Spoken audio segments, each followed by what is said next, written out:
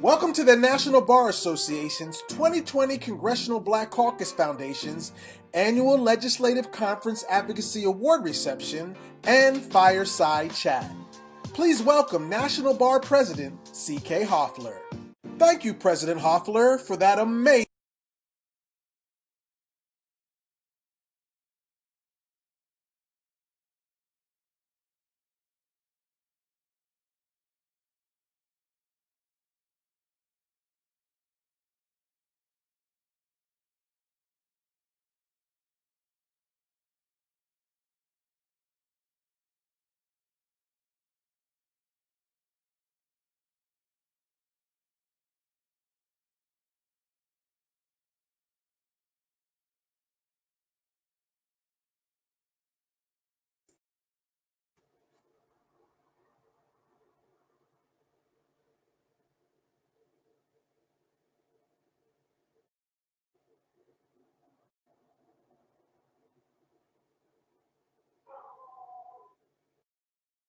You're live.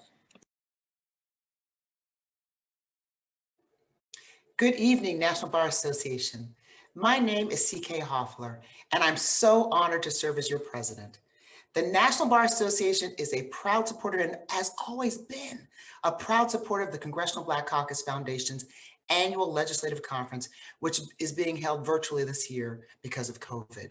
And this year's theme for the annual legislative conference is Now is Our Time. Now is our time. As this country has to consider what is important for our survival and how we make this world a better place for generations to come. Now, the National Bar Association knows a lot about Now is Our Time as Black lawyers and judges use their advocacy skills to serve our communities. And indeed, this year I've identified 3 pandemics, COVID-19, election suppression, and police brutality, that we also are focusing on at the National Bar Association in conjunction with the Congressional Black Caucus.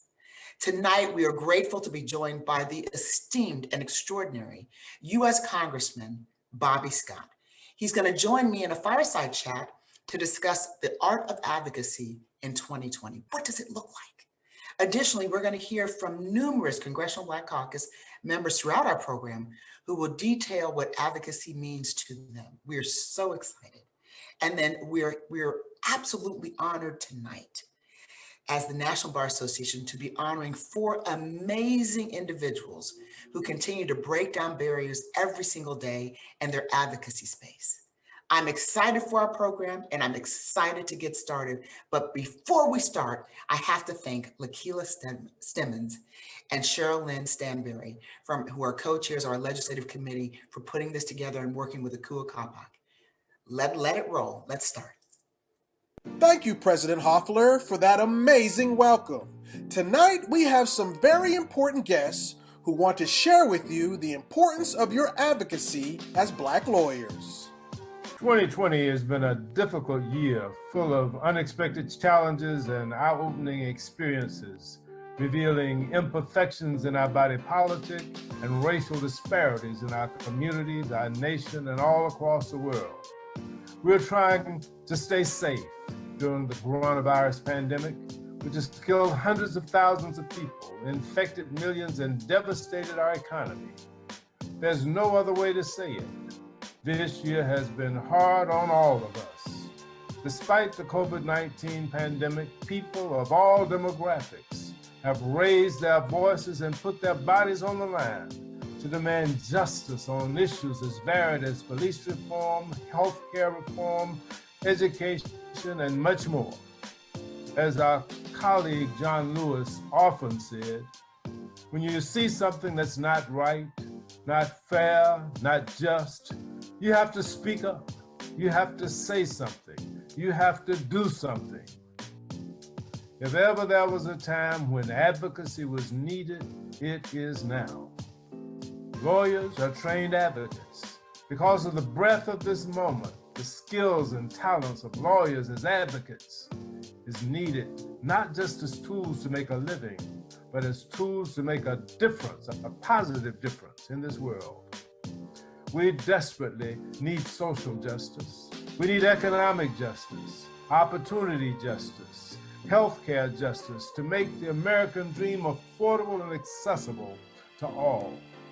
The time is now, and every single one of us should be speaking out and standing up and using whatever advocacy skills we have to make the world fairer and more just. The poet said, "Isn't it strange how princes and kings and clowns that caper in sawdust rings and common folks like you and me are builders for eternity. Each is given a bag of tools, a shapeless mass, and a set of rules, and each must make ere life is flown a stumbling block or a stepping stone." 2020 is a pivotal year for our country. As lawyers, as members of the National Bar Association, as citizens, we must use whatever tools and talents of advocacy we have, not as stumbling blocks, but as stepping stones for a better future for our nation. So we must stand up, speak out, and remember to vote. Our democracy depends upon it. Hello, I am Congresswoman Barbara Lee, and I proudly represent California's beautiful 13th Congressional District, which includes Oakland at Berkeley, California. Thank you to the Congressional Black Caucus and the National Bar Association for inviting me to speak with you all today about the importance of advocacy in light of the current and long overdue national reckoning on the issues of race and systemic injustice. For me, advocacy started the day I was born in segregated El Paso, Texas, where my mother had to fight just to be admitted to the hospital to deliver me, because she was Black, of course. From that day forward, the fight for justice has followed me for my entire life. Whether it was integrating my high school cheerleading team, becoming politically active on Congresswoman Shirley Chisholm's 1972 presidential campaign, serving as Chief of Staff to Congressman Ron Dellums, becoming one of only a few women and of color to hold a senior position on Capitol Hill at that time, or being the only member of Congress to oppose the 2001 authorization for the use of military force, which was a blank check for endless war. Let me tell you, I've never backed away from a fight that was right. As we know from witnessing the murder of George Floyd, Breonna Taylor, and so many others, finally addressing systemic racism and violence in this country is literally a matter of survival for Black people. I introduced HCON Res 100 that will recommend the establishment of a Truth, Racial Healing, and Transformation Commission in order to bring to light the legacy of institutional racism and how it continues to impact every aspect of American life for Black people based on the historical context of enslaved Africans being brought to this country 401 years ago. In order to achieve justice, we must dismantle systemic racism and violence against Black people. Advocacy is my life's work, and although the arc of the moral universe is long, I will continue to do all I can with my colleagues in the House to make sure it continues bending toward justice. That means also repairing the damage and supporting reparations, H.R. 40, introduced by my colleague, Congresswoman Sheila Jackson Lee. Thank you again for your time, and yes, stay woke. Hello, President Hoffler and members of the National Bar Association. I'm Congresswoman Eddie Bernice Johnson. I represent the 30th District of Texas, Dallas, where you held your national convention in 2019. I chair the House Committee on Science, Space, and Technology, and I'm a proud member of the Congressional Black Caucus and served as its chair in the 107th Congress. I learned early in my life the true value of Black lawyers. Our communities have depended on the representation for every right that we won in court. The CBC is known as the conscience of the Congress. Black lawyers are known as the conscience of the nation. Black lawyers are a great source of information we can trust in the legislative process, and we have cherished colleagues. Thank you for your continual work and partnership as advocates of whom we can depend on as a trusted resource. Of Illinois. And I can tell you that nothing takes the place of advocacy. Advocacy means that you are expressing your position on an issue, on something that you believe in, something that you're trying to convince others about, letting others know that you believe strongly in whatever it is you're pushing. If you push nothing, oftentimes you will get nothing. Advocacy is a big part of democracy. It's a big part of living in a free and democratic society.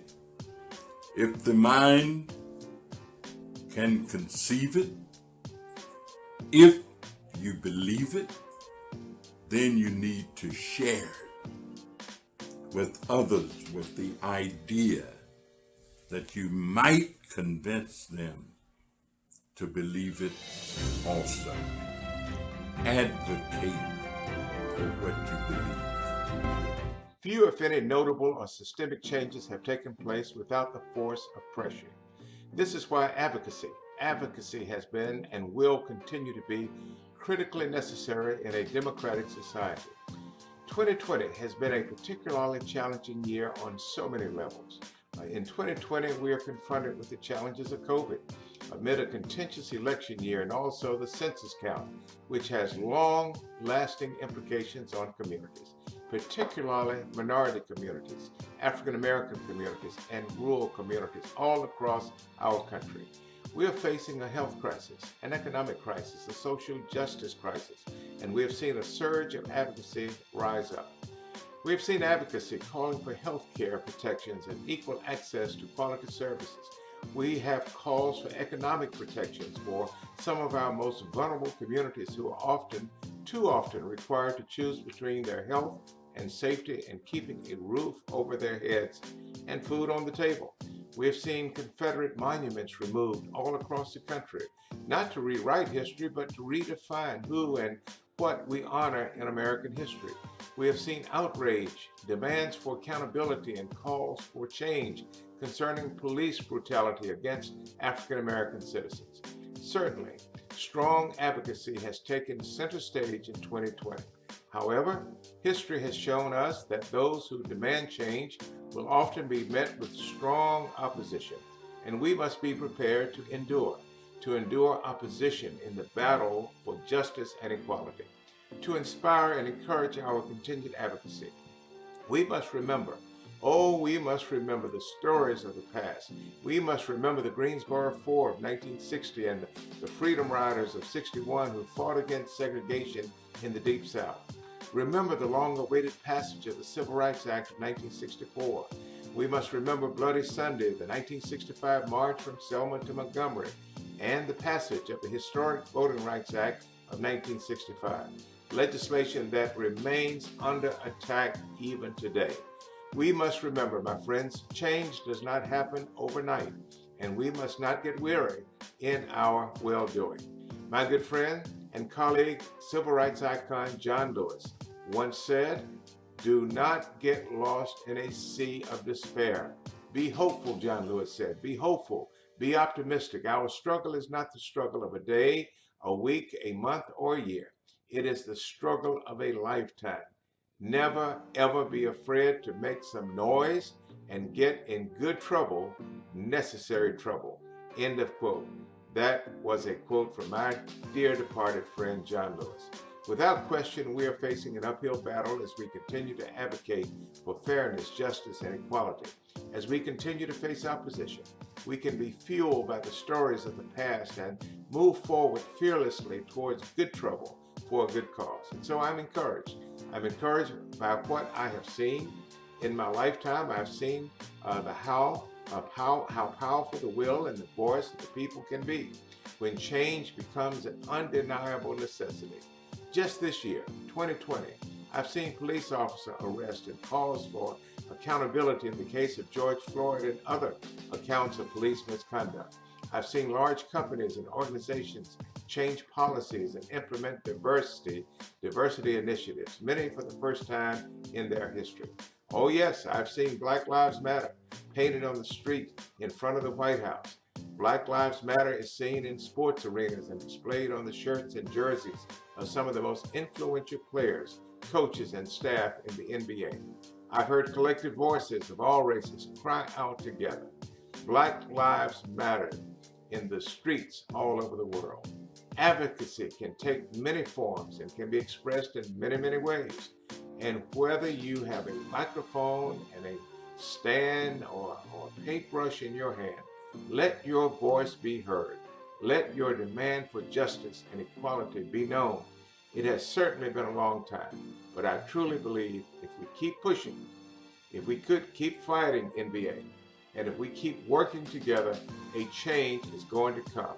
Let us keep up the fight and maintain the legacy of your predecessors who founded our great NBA many, many years ago. The National Bar Association has been on the front line. We must continue the struggle. Thank you for what you do. Tonight's honorees have demonstrated achieved prominence and distinction in their respective fields of endeavor and who have demonstrated a strong commitment to advancing the goals and the mission of the National Bar Association through advocacy. Our first honoree is Desmond Meade, President and Executive Director of the Florida Rights Restoration Coalition, and he is being honored for his steadfast advocacy on criminal justice and voting rights reform. Greetings. My name is Desmond Meade, and I would like to thank the National Bar Association for presenting me with your 2020 Advocacy Award. As a lawyer and advocate, advocacy takes on a special meaning, partly because of my own experiences of being homeless, addicted to drugs, and as a person with previous felony convictions, but also because of my faith belief that what matters most is how we treat the least among us, how we respond to the trauma of others, and how we empower those that have been marginalized. My journey started with me not wanting to die before doing something that contributed to the betterment of my community, state, country, and the world.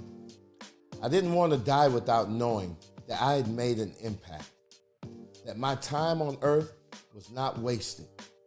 At first, I didn't realize that advocacy was not something that we should engage in casually. I didn't fully comprehend or appreciate the gravity of engaging in advocacy. I did not fully appreciate the level of commitment needed, nor the level of impact that advocacy can have on people's lives. Even though I led the effort to re-enfranchise 1.4 million Floridians, I can admit that I still haven't fully comprehended the magnitude of the impact that this would have on Florida, this country, and the world.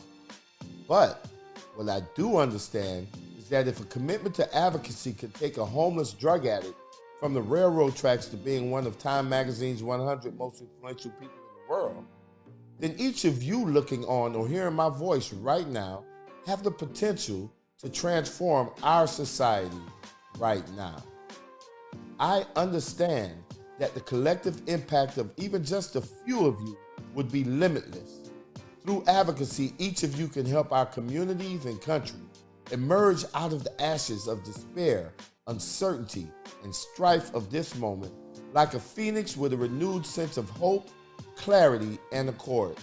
As we continue to navigate this renewed social justice movement, I believe that the realizations of our dreams of a better society will only be accomplished through a commitment to advocacy. That's why I'm accepting this award with a challenge to each of you. Embrace the moment of conflict and tension that we're facing. Dare to imagine a better world and democracy.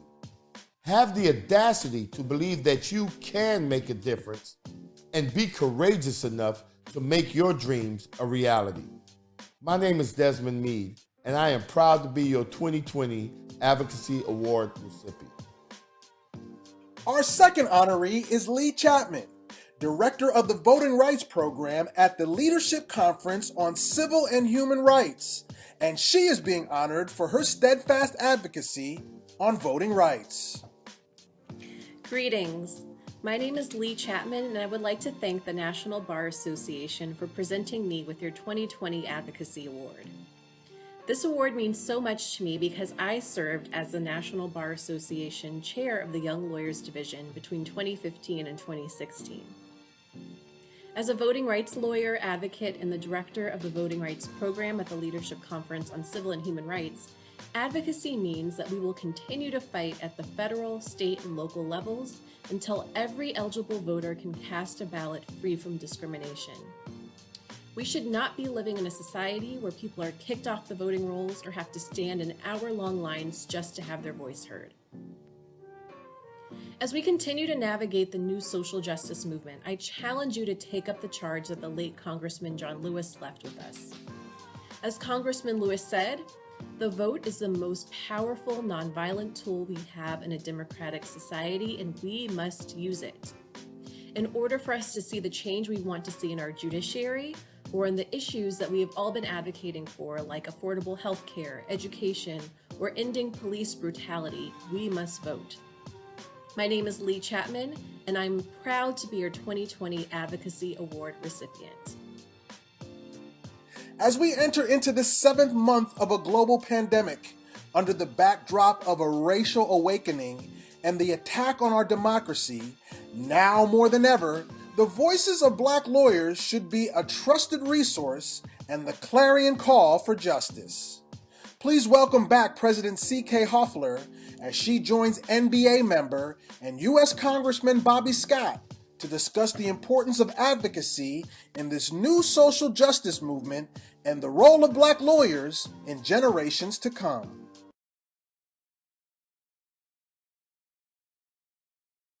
Thank you.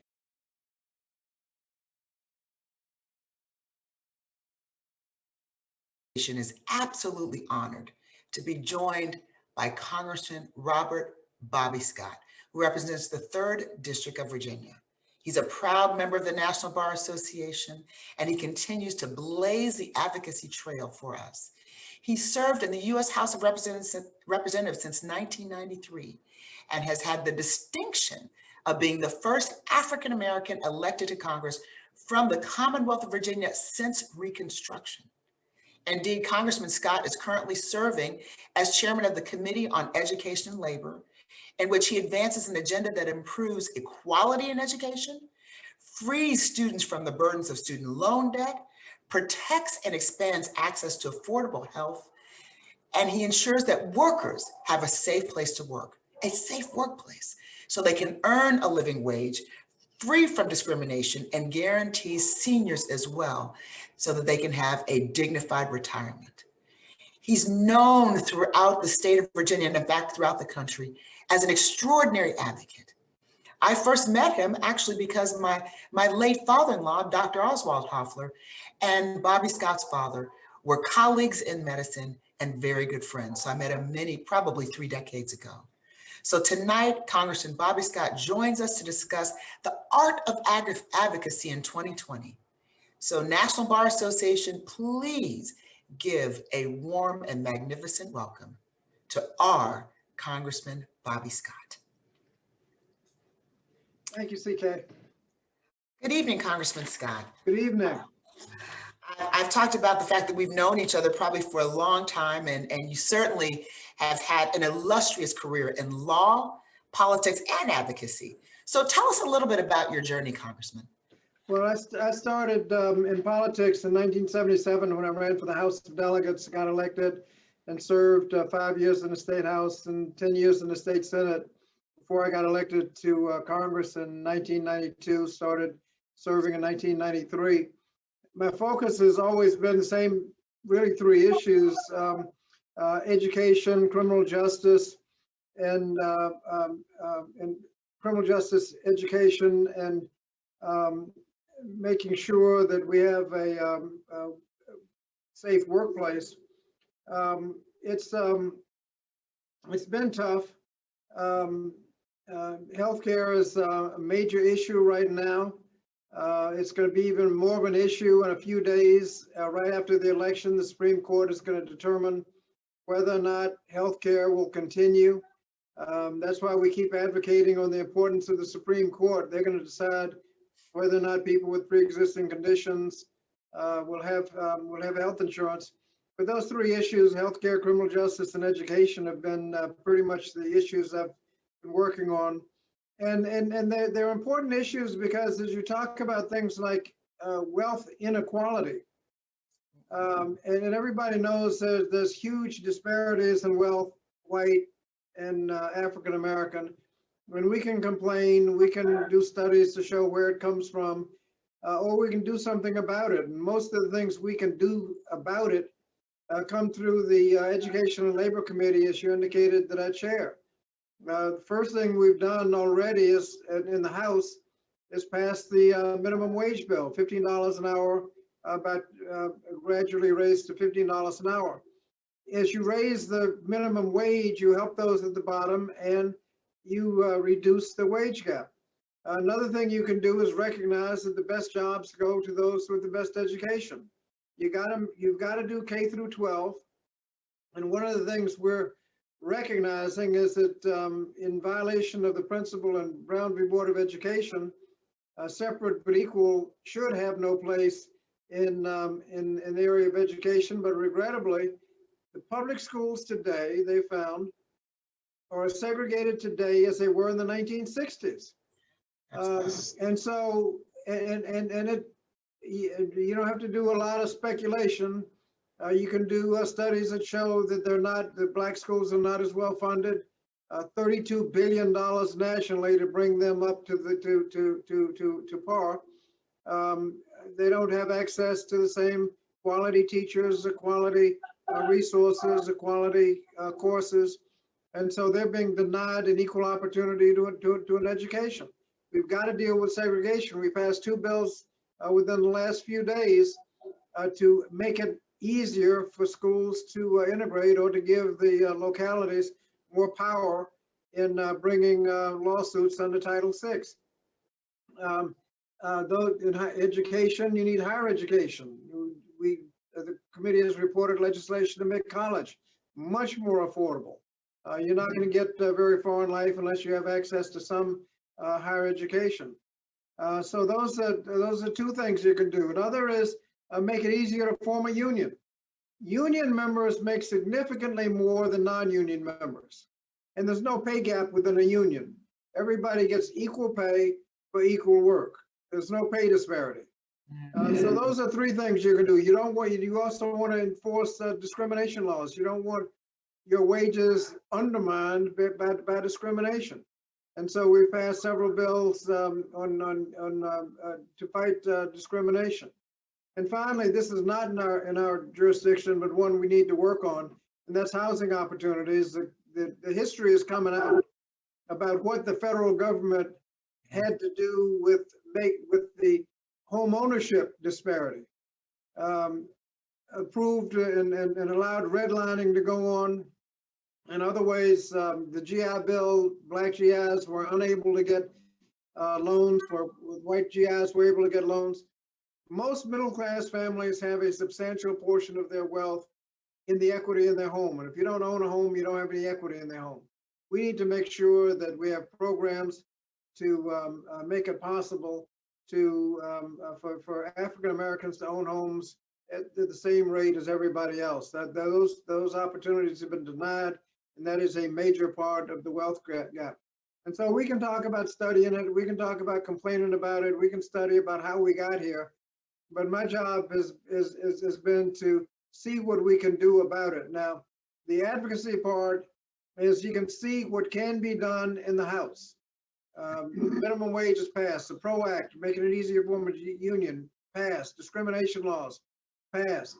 We've made great progress on college affordability, housing opportunities. Those are easy to pass in the House, but they don't go anywhere in the Senate because we have not been as successful at the polls on the U.S. Senate as we have in the U.S. House. and you can just see the difference. One area where just in the COVID-19 problem, one area where you can see the difference in the vote and how people react to problems. There's a problem in America now. You can get infected with COVID-19 on the job. Yes. What do Democrats have to, what do they want to do? First of all, we have passed legislation in the House telling OSHA, and we've seen that they haven't done, OSHA hadn't done its job in enforcing and in promulgating enforceable regulations against airborne diseases like COVID-19. We passed legislation to make them do it, to protect the workers.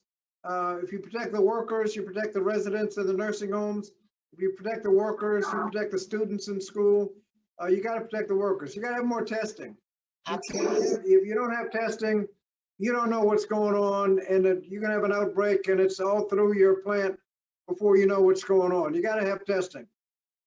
For those that get sick, the House has passed legislation to make treatment no copays and deductible. If you get hit with COVID-19, end up in a hospital on a ventilator, if you recover, you're going to have copays and deductibles, surprise billing, and everything else. That ought to be no copays and deductible. We want to make sure that if you're a federal employee, you got workers' comp.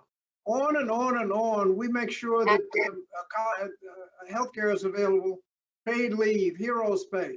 That's what happens in the House. All have passed. What is the Republican response to workers getting sick on the job?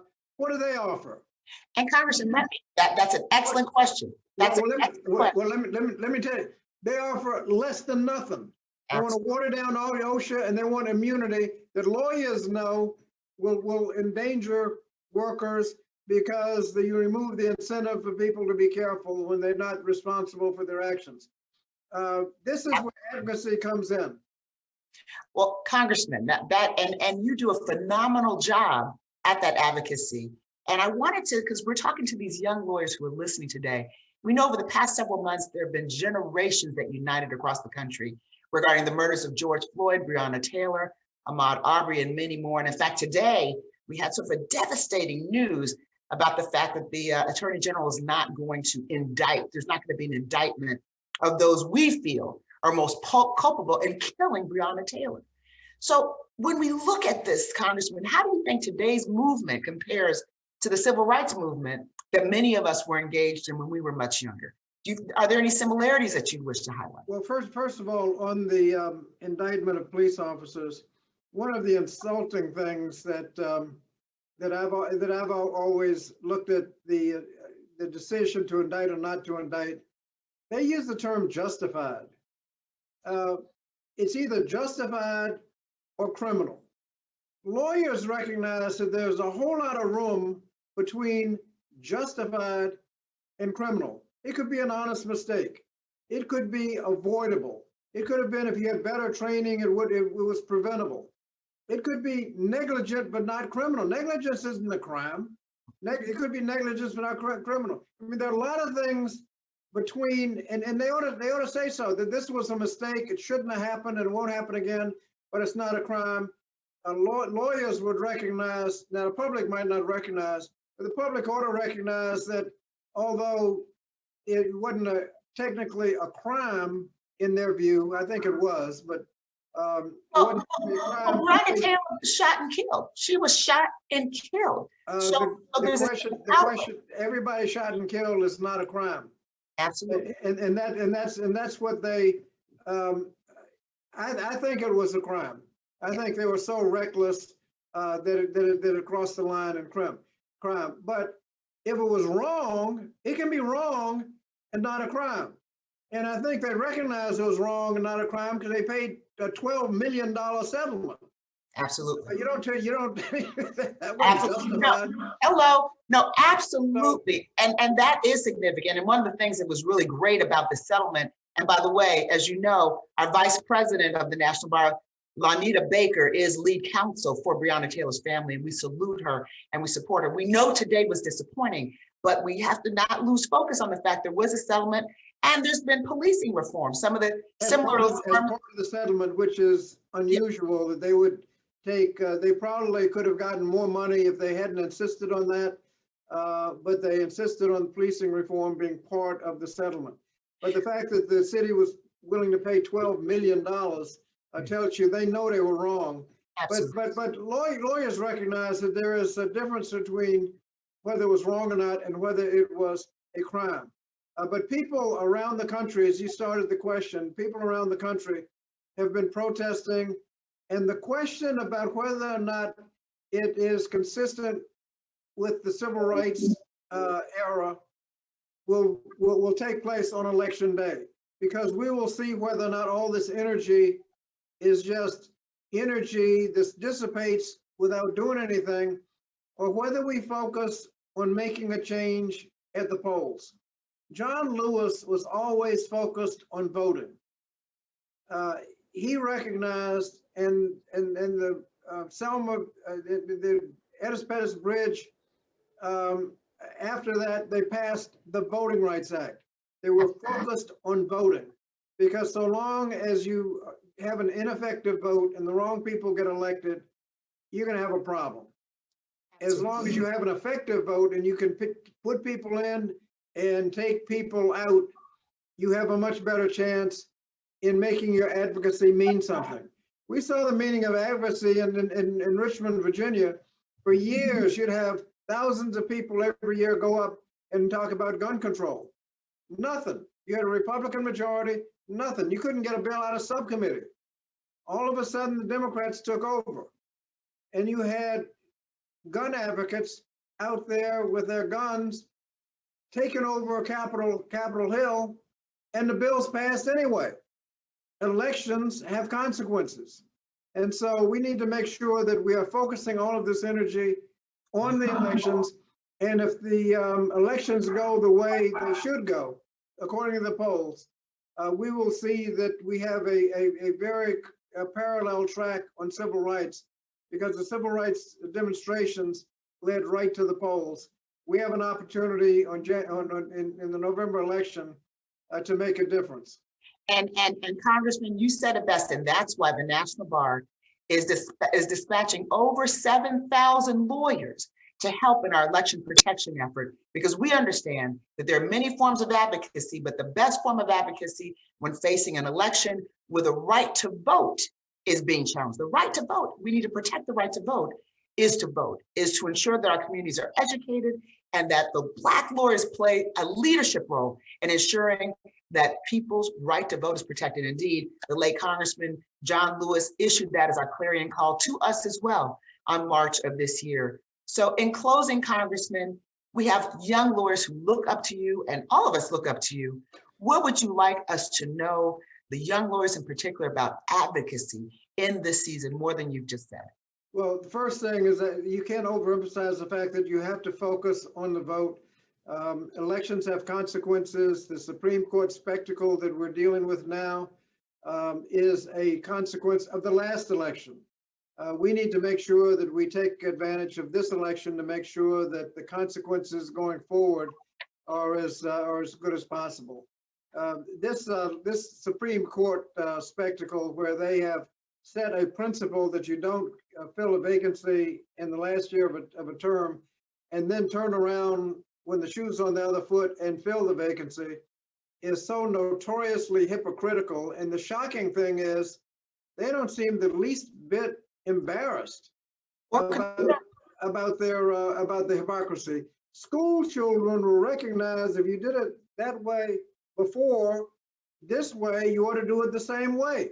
They recognize that as fundamentally unfair, and they are not in the least bit embarrassed. And it ought to be frightening, because if they can turn and break their word and do things that are fundamentally unfair, you wonder what else they might do in order to stay in power, so that their corporate friends can get their tax cuts and other people can lose their health care.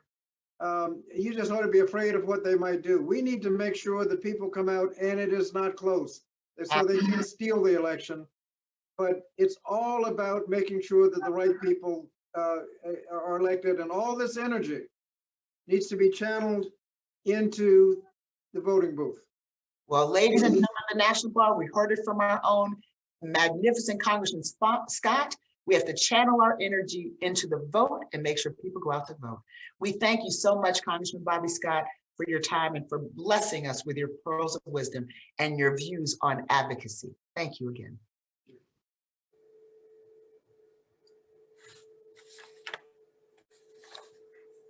Thank you, President Hofeller and Congressman Scott. We have a few more special guests joining us this evening to share with you the importance of your advocacy as Black lawyers. Hi, I'm Congresswoman Terry Sewell, and I represent Alabama's 7th Congressional District. First, I want to thank the National Bar Association for its 95-year history of advocacy on behalf of the interests of its more than 66,000 African American lawyers, judges, law professors, and law students. Your support, instruction, and advocacy was invaluable to me personally as a law student, law clerk, and then as a young lawyer in New York City and in Alabama. I was involved in the NBA, attending your seminars and conferences. The NBA is such an important network for me and so many Black lawyers. Thank you. Now, as we gather today to discuss the role of advocacy during the year 2020, we do so during an unprecedented time in our nation's history. Indeed, we are living during a triple threat. As we fight for our lives and livelihood, our democracy, and racial equity.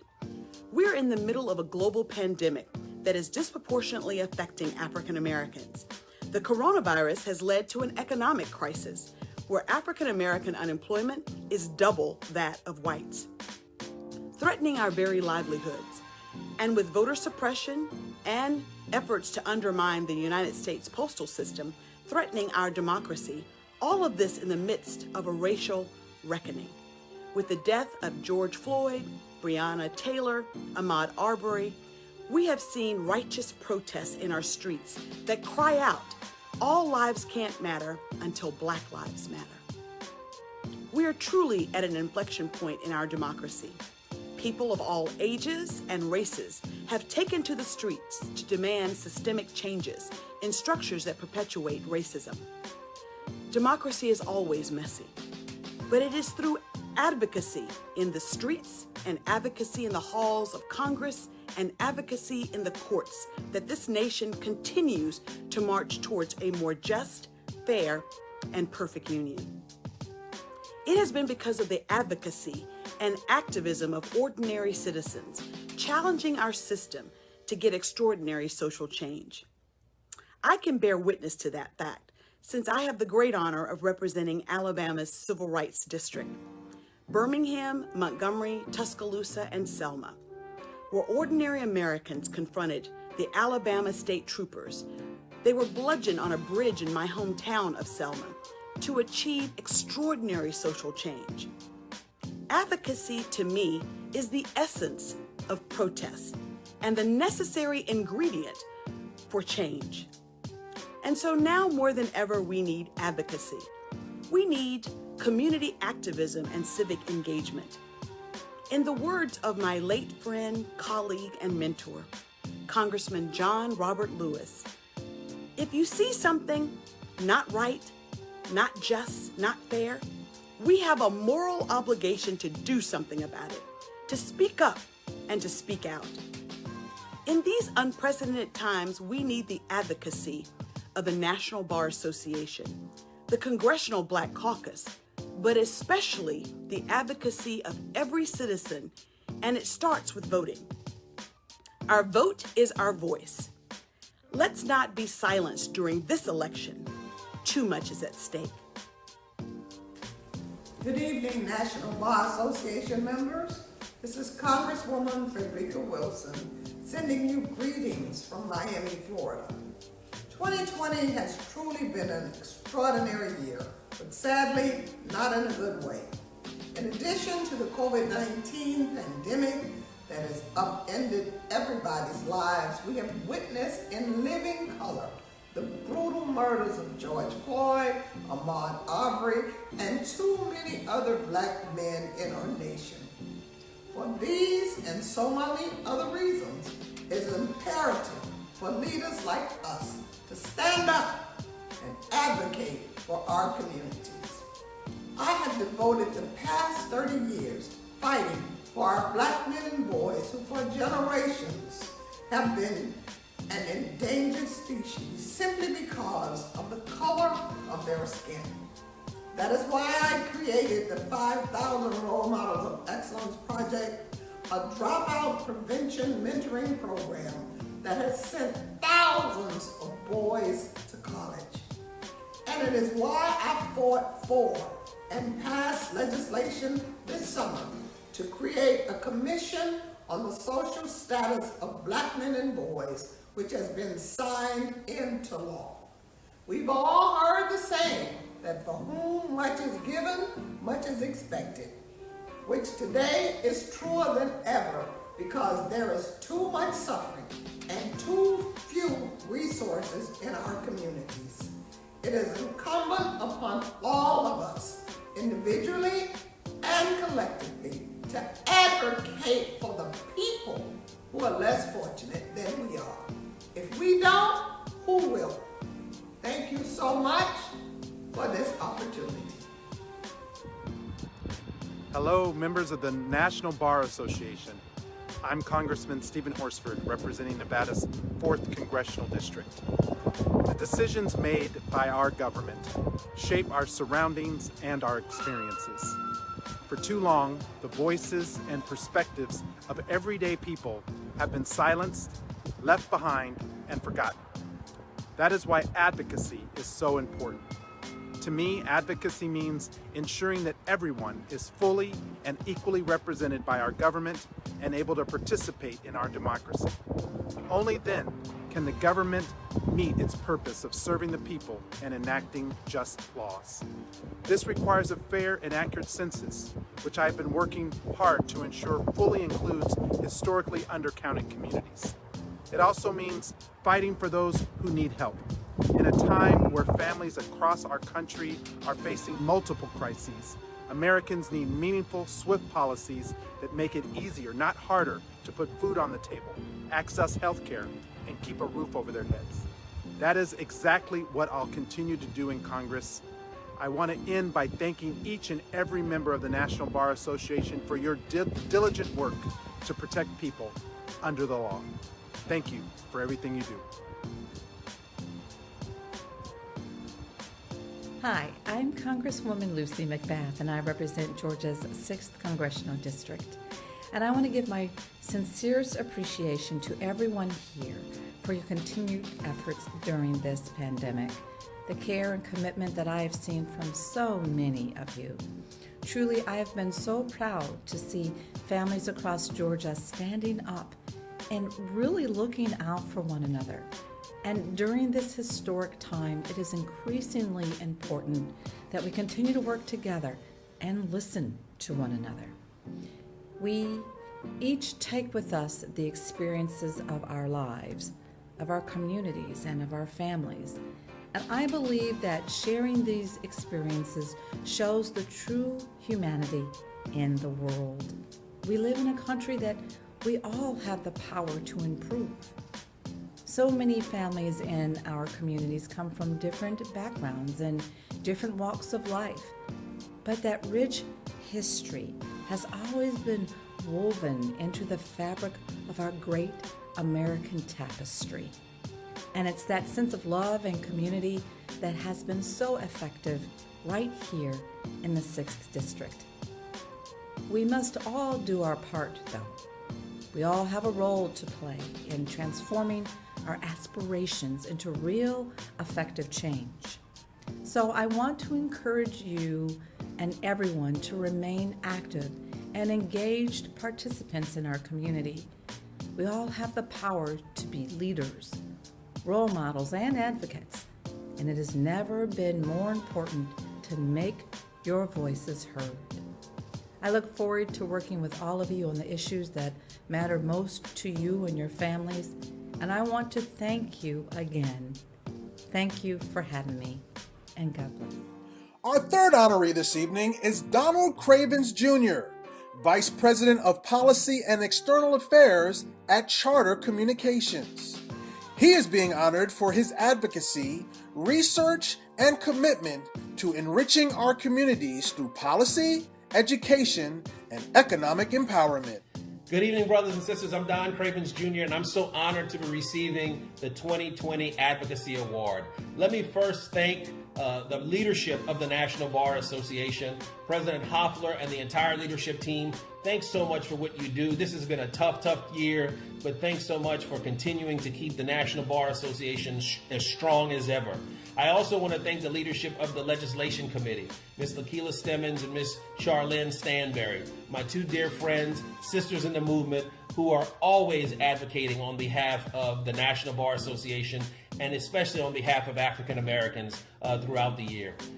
Last but not least, want to thank my family. I could not be here tonight, brothers and sisters, if it were not for my wonderful wife, Yvette, and my three loving children, Dominique, Trey, and Chloe. Thank you so much for what you've done for me and who you've made me and allowed me to be. I would not be here without you. You know, when I think of advocacy, I think of one thing and one thing only, and that's being heard.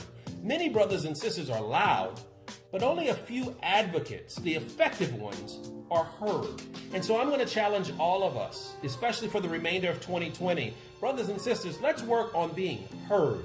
Those of you who are practitioners, who go to court for a living, thank you so much for your service. And I'm just simply going to ask you, work on being heard, even extra hard this year. Not just for the big cases, where there may be a big payout or big publicity, but also for the smaller cases where you may not receive a fee or you may not receive any publicity, but you're doing the right thing. I want you to be heard. And for those brothers and sisters who work in government, I know it's easy to be heard when there's a big election and there's big excitement, but I also want you to be heard when it may not be about an election. It may not be about excitement, but it's the right thing to do. And then last but not least, brothers and sisters like me who work in corporate America, we have an obligation to be heard as well. Not just when there's a promotion at stake, but we also need to make sure that we're heard when it may even delay or prevent the promotion because it's the right thing to do. So I'm going to ask all of us, all of the members of the National Bar Association, let's work on not just being loud, but being heard, being effectively heard. And I'm not just going to say this and not back it up with any action. I'm going to actually put my action where my words are. This year, my daughter, my 21-year-old daughter, Dominique Claire, and I are going to begin the Whitney Project. The Whitney Project is named after the great Whitney Young from the National Urban League. And we're going to utilize his advocacy, his model, and we're going to begin training and creating a program that will allow us to train young people on what advocacy is all about. So stay tuned for more on that in months to come. Again, brothers and sisters, I want to thank you so much for this great award. I'm so honored to be awarded by the National Bar Association. I'm going to ask you to stay safe, stay healthy, be heard, and God bless you. Our final honoree for this evening is Congresswoman Ayanna Pressley. We present this award to Congresswoman Pressley for her steadfast advocacy on criminal justice and voting rights reform. Hello, National Bar Association. Congresswoman Ayanna Pressley here. Humbly, albeit enthusiastically, representing the Massachusetts 7th Congressional District. It feels good to join you, albeit in virtual community today. And I want to begin by saying thank you. Thank you from the bottom of my heart to everyone at the National Bar Association for recognizing me today with your 2020 Advocacy Award. I accept this award for the work, not that I've already done, but for the work that we'll do together. As someone who's dedicated my life to public service, I've made it my life's work to serve as more than an ally, to be an outspoken and unapologetic advocate for our most vulnerable and marginalized communities. I've always rejected the frame that we should be a voice for the voiceless. And that's because no one is truly voiceless. What they are is unheard. And I feel a responsibility. I feel deeply compelled to do everything I can to create all the space in the world to ensure that every voice is heard, especially those historically ignored, left out, and left behind. Again, thank you for the honor of this award. You know, today we find ourselves in a moment of reckoning. Our nation continues to grapple with the connected crises of an unprecedented public health crisis, exacerbated by systemic racism, the plague of police brutality, which continues to rob us of Black and brown lives. You know, Reverend Barber often says that we find ourselves in this moment of reckoning, which demands of us a reconstruction. We know that the status quo normal before this moment in time was already unjust, insufficient, and inadequate. And so we have to seize this moment. We need to rebuild. We need to organize. We need to mobilize. We need to advocate and legislate like our very lives depend on it, because they do. For too long, Black and brown bodies have been profiled, surveyed, policed, lynched, choked, brutalized, and murdered at the hands of police officers. And for too long, access to the ballot box for Black and brown Americans has been pushed out of reach for most. For too long, those closest to the pain have not been closest to the power, resulting in a racist, xenophobic, rogue, and fundamentally flawed criminal legal system. So in this moment of reckoning, we must be precise, we must be intentional, and we must be bold when it comes to undoing the centuries of hate, hurt, and harm inflicted on our communities. And that's why I've put forward, in close partnership with community and advocates from throughout the country, bold proposals to radically reimagine our criminal legal system and to finally affirm liberty and justice for all. Like my People's Justice Guarantee, which lays out a bold new vision for justice in the American criminal legal system, with an emphasis on ending mass incarceration and restoring full voting rights to currently and formerly incarcerated individuals. Like my tripartisan bill to end the unjust doctrine of qualified immunity, which for decades has shielded police officers from accountability and impeded justice and healing for so many. Or more recently, my bill to finally recognize and to confront structural racism like the public health crisis that it is. I could go on, but I know my time is limited. So again, I want to say thank you. Thank you for this incredible honor. Thank you for your contributions and your convictions as we navigate this new social justice system. You know, when I served on the Boston City Council, we would begin every meeting with the Pledge of Allegiance. And I would always amend that last line with liberty and justice for all, someday. Thank you. The work that you do is getting us closer every day to that someday. I hope you'll always see me as your accomplice in good trouble, as your partner in the righteous fights towards a more equitable and just world. These are old fights, but this is a new day, and all of you are at the forefront, and the state of our movement is strong. Thank you. Congratulations to tonight's Advocacy Award recipients. Please welcome back NBA President C.K. Hoffler. Well, ladies and gentlemen, this concludes our program. I just want to thank the NBA. I want to thank, in particular, Congressman Bobby Scott for taking the time today to educate our members about the art of advocacy in 2020, to challenge us all to do what we can do to serve our communities by using our skills.